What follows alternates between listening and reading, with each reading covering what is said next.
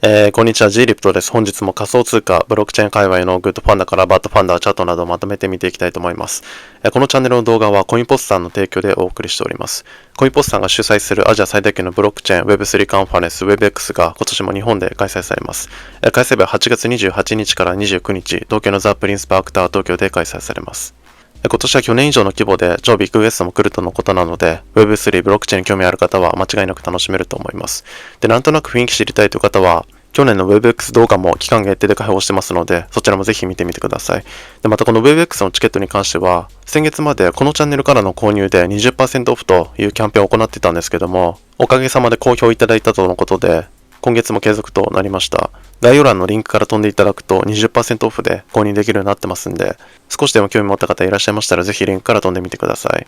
でまず昨日の DMM さんの480億円相当のビットコイン流出事件が大きく話題になってますんで、そちらの方から見ていきますと、まず昨日の夜22時前頃ですね、DMM ビットコインの方から 4502.9BTC が不正流出したという報告が出されまして、その後日経などが取り扱って大きく話題になりました。で、その DMM の報告によるとですね、2024年5月31日午後1時26分頃、同社のウォレットからビットコインが不正に流出したことを検出しましたという発表になってまして、オンチェーンの方でもその時間帯に同額の送金が確認されていたことから、このアドレスが DMM のもので間違いないだろうということで、各所でその後の動向が注目されているといった流れになっています。で、DMM の発表ではですね、流出相当分の BTC はグループ会社からの支援のもと調整を行い、全額保証いたしますのでご安心くださいという声明が出されてるんで、顧客意識の変化はおそらく問題ないと思うんですけども、現在界隈ではですね、コールドウォレットでマルチシグ管理してたのに流出ってことは内部犯の犯行なんじゃないかとか、あとは本来送金されるはずだったアドレスと、今回送金されたアドレスの前後が同じであることから、最近流行りのアドレスポイズニングに引っかかったんじゃないかとか、プロなのにこのミスありえないとかね、様々な憶測から管理体制が問題視されてます。で、実際の経緯が報告されてないんで、真相はまだわからないんですけども、手法は違えどですね、最近試験を流出してしまった私から皆さんに注意喚起できることがあるとしたらですね、毎回こういう人のミスによる流出でよく目にするのが、まだミスかどうかわからないですけど、こういう類の流出でよく目にする声で、こんな初歩的なミスやるのありえないだろうとかね、バカなんじゃないかとか、そういう声をよく見かけるんですけど、これ本当にね、その他人事じゃないんですね。おそらくね、まだやらかしたことない人は、そういう感覚でいられると思うんですけども、人間必ずミスする生き物ですから、ミスは起こるんですよね。でもおそらくまだミスしてないって人は、単純に試行回数が少ないとか、もしくは人間としてまだ好調で、ミスがあまり考えられない状態だと思うんですけど、これからどっかでミスする時が必ず来ると思います。長い目で見ると。で、そのミスが資金流出なのか、また全く別な仕事の件でやらかすのかはわからないですけど、個人的にはこういう人間的なミスって、生きてるうちは避けられない、必ず起こるものだと思ってるんで、自分を過信せずに気をつけた方がいいなと思うんですよね。で、私も今まではですね、こんなん引っかかるわけないじゃんと思う側でした。ただ最近、あの単純な手法に引っかかったことで完全に考えが変わりまして、あの後いろいろですね、自分のこれまでの行動を振り返ったんですけど、自分が引っかかった、騙された原因って、安易に信用してしまったとか、そういうことではなくて、単純にですね、ここ最近の自分の変化に気づけなかったのが原因なんだなと思いになったんですね。もうちょっと具体的に言うとですね、このクラッキングの件だけじゃなくて、以前の自分と比べると、以前よりもミスすることが多くなってたんですよ。例えばね、みんなで食事してるとき、普通気をつけてれば、食べ物をこぼすってないですよね。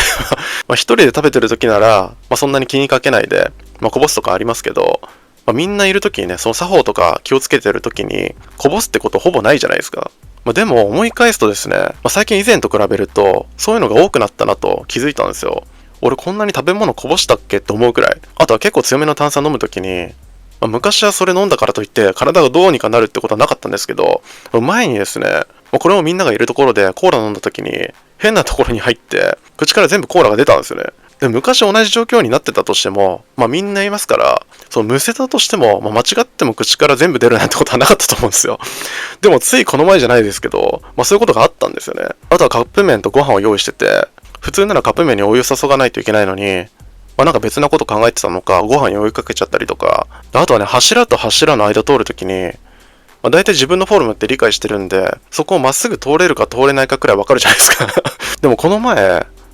このくらいなら通れるだろうと思って、何にもこうやって横とかにならずにね、こうまっすぐ歩いてったら、普通に肩ガンってぶつかったりとか、これって、その車で言うと、ギリギリ通れるだろうと思って通ったらサイドミラーこすったとか、そういうレベルの判断ミスじゃないですか。何が言いたいかっていうとですね、その以前では考えられないようなミスをするようになるんですよ、人間って。で、これがね、その年齢の影響なのかわからないですけど、それは最近の振り返りで気づいたんですよね。なんか俺すごいミスするようになってるわって。で、私が仮想通貨業界に参入したのは2017年なんですけど、単純にそこから7年経ってるんですよね。認めたくはないですけど、その単純に老いてるわけですよ。ちゃんと、そのしっかり7年老いてる。たまにね、その40、50になっても、まだまだ若い者は負けねえぞとか、生物的に強い人いますけど、それは単純に、経験とか知識でカバーして、総合的に上回ってるだけであって、瞬間的な判断とか瞬発力、あと反射神経とかは、昔の自分と比べると間違いなく鈍ってるはずですから、あとね、こういう判断関係ないところでも、私も最近ちょっと痩せようとして、食事管理とか、筋トレから、いろいろ頑張ってるんですけど、以前と比べて格段に痩せにくくなってますしね、現実と向き合わなきゃいけない時は来るんですよね。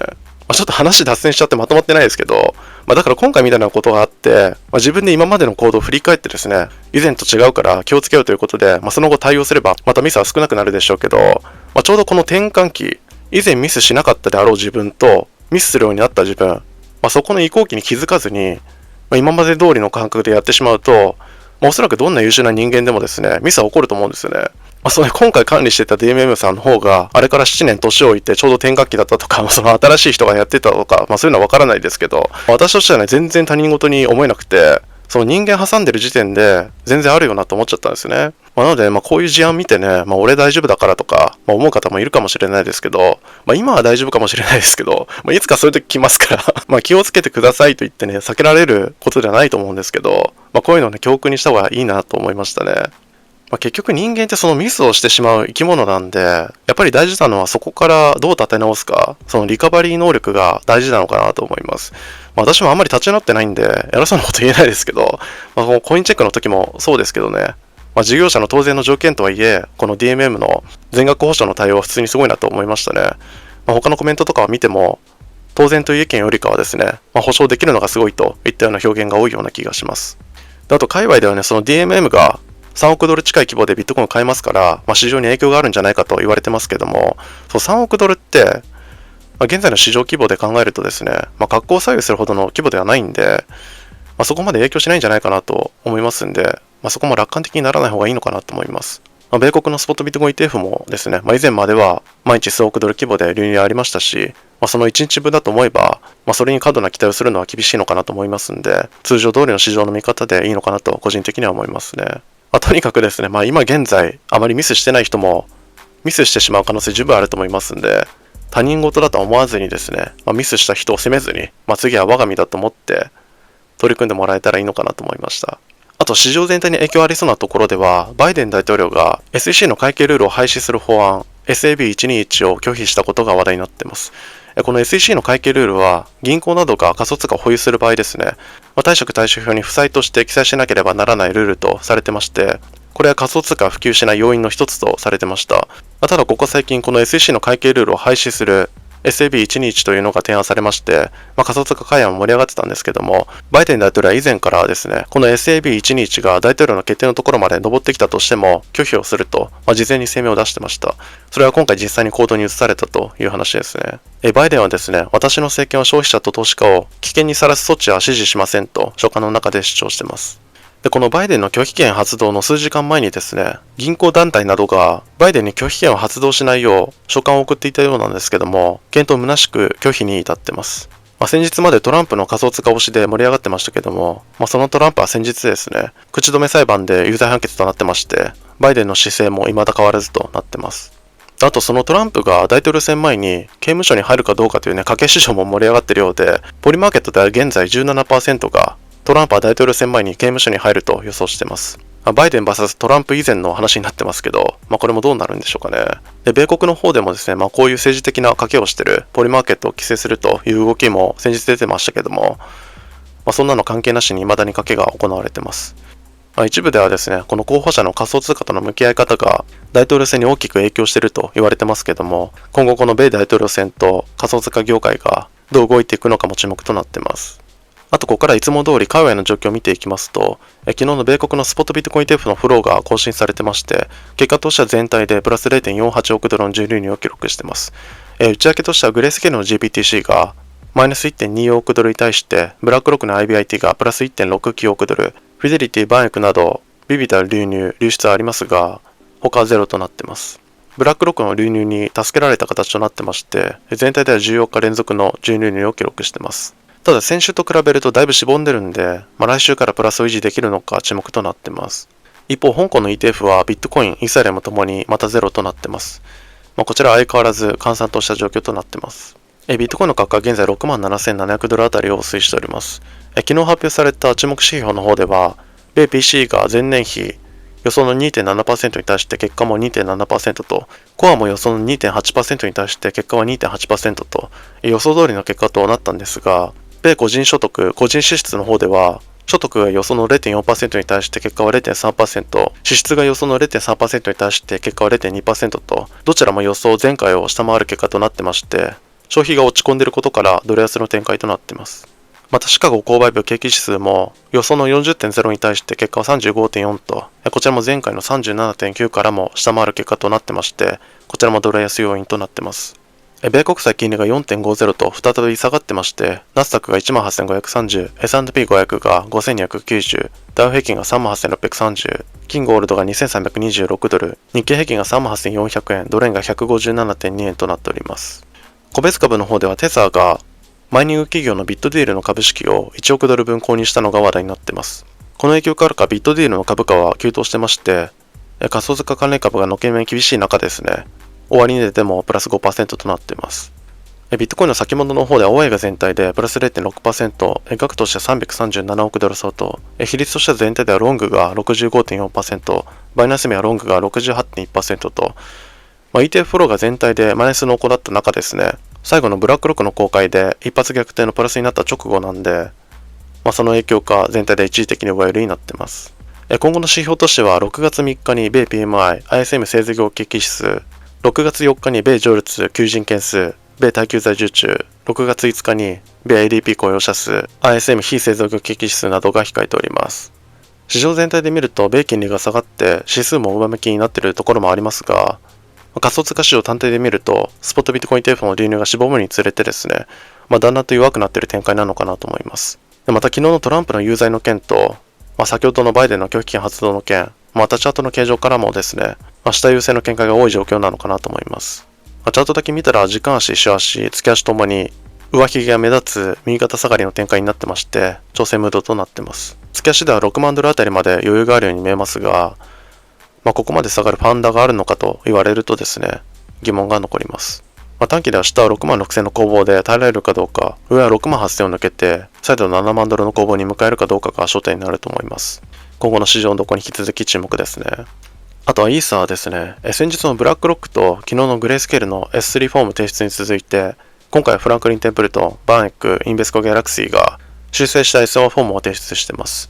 中でもフランクリン・テンプルトンが手数料 0.19% に設定したことが話題になっています。スポットビットコイン ETF の時もですね、このフランクリン・テンプルトンが他が手数料 0.25% に設定する中、0.19% に設定して、一時期話題になってましたけども、今回のスポット ETF の方でも 0.19% に設定しています。あと他では21シェアーズがアークインベストとのパートナーを解消したというのが話題になっています。このアークと21シェアーズはですね、スポットビットコイン ETF の時もアーク21シェアーズビットコイン ETF という形で共同で提供してまして、今回のスポットイーサ ETF の時も当初はですね、アーク21シェアーズイーサリアム ETF という名称で申請してたんですけども、今回その名称が21シェアーズコアイーサリアム ETF に変換されてまして、21シェアーズの方からパートナー解消の声明が出されてます。21シェアーズはですね、申請書に詳細が記載されている通り、アークインベストはこの ETF のパートナーにはならないとコメントを残しています。理由はまだ明らかになってませんが、これまでのスポットビットコイン ETF や既存の先物商品は引き続き協力していくとのことです。取引開始直前まで慌ただしくなってますが、スポットイーサ ETF の今後の動向にも注目ですね。イーサの価格は現在3760ドル、BTC 建ては 0.0557 と、昨日までの下落傾向から上がっております。デリバティブ市場の方では、6月満期のイーサのコールオプションが5000ドルあたりに集中しているのが話題になってまして、市場は依然強気であると捉えられています。先物の方では大家全体でマイナス 0.4%、額としては159億ドル相当と、先日からの減少傾向は変わっていません。比率としては全体ではショートが 63.4%、マイナス意味はロングが 71.0% と、こちらは全体では一時的に下寄りになっています。ブラックロック、グレースケールに続いて各社の S1 申請も出されていることから、6月の取引開始に向けて一部では期待が膨らんでいると思いますけども、BTC 建ては下がってまして、事実売りの空気がまだ残っている状態です。チャートだけ見たら、ドル建てでは3600につく前に、再度3800の攻防に向かっています。ここを抜けて4000の攻防に向かうと、非常に強い形になりそうですが、何かの表紙でビットコインが崩れるとなると、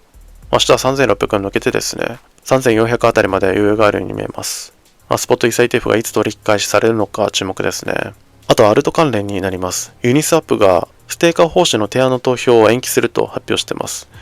これは以前ユニスワップがですね、ステーカーに対して手数料報酬を分配する提案を発表して、DeFi 界隈でも非常に盛り上がってたんですけども、その提案への投票が今回延期となっています。ユニスワップはですね、先週利害関係者がこの作業に関連する新しい問題を提起しましたと、この問題については当社側で十分な精査を行うために確認が必要ですと、提案されたアップグレードの不変の性質と機密性のため、この投票の投稿を延期するという難しい決断を下しましたと、これは予想外のことで、延期をお詫び申し上げますと、重要な変更についてはコミュニティに引き続きお知らせし、今後のタイムフレームについてより確信が持てるようになったら皆様にお知らせしますと X に投稿しています。この発表の影響かユニの価格が下落しています。ユニの価格は現在10ドル、BTC 建てはマイナス 5.4%、時価総価20位ですね。SEC からのウェル通知後、比較的大きいファンダが延期となってしまいました。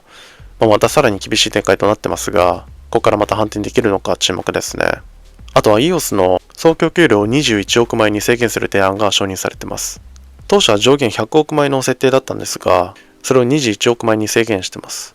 現在の流通枚数は 11.5 億枚なんで、あと半分くらいで上限に達することになります。EOS パンダ久しぶりに見ましたけども、現在監視してる人はいるんでしょうかね。EOS の価格は現在 0.8 ドル、BTC 建てはプラス 0.6%、時価総価68位となっています。現在まだ価格に影響あるように見えませんが、EOS がまた支持される時は来るのか注目ですね。今日はこのところですが何かありましたらコメントいただけるとありがたいです。よければチャンネル登録とグッドボタンよろしくお願いします。